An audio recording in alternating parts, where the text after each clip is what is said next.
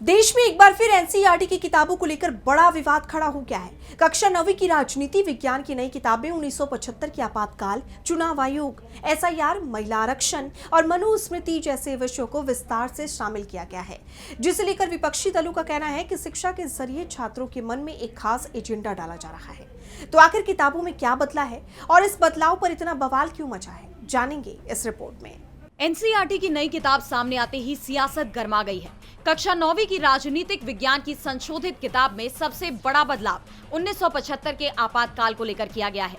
किताब में एक नया अध्याय जोड़ा गया है, जिसमें बताया गया है कि किस तरह तत्कालीन प्रधानमंत्री इंदिरा गांधी की सिफारिश पर देश में आपातकाल लागू हुआ, मौलिक अधिकारों को निलंबित कर दिया गया, प्रेस पर सेंसरशिप लगाई गई और विपक्षी नेताओं को जेल भेजा गया।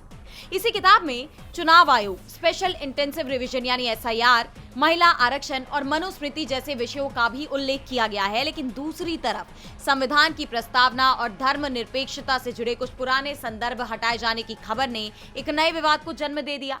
विपक्ष का आरोप है कि सरकार इतिहास को अपनी सुविधा के हिसाब से पेश कर रही है। इसी कड़ी में कांग्रेस सांसद प्रियंका गांधी ने तो ये तक कह दिया कि वे इसके पक्ष में बिल्कुल नहीं है। उन्होंने कहा कि मुझे लगता है कि राजनीतिक विचारधारा या राजनीतिक निर्णयों के मुताबिक पाठ्यक्रम को बदलने का ये काम, मैं हकीकत में इसके पक्ष में नहीं हूँ। I am not really in favor of that.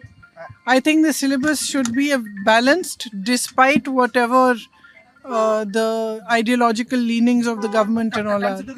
दरअसल विपक्ष का आरोप है कि इतिहास के कुछ हिस्सों को ज्यादा उभारा जा रहा है, जबकि कुछ अहम संवैधानिक मूल्यों को कमजोर करने की कोशिश की जा रही है।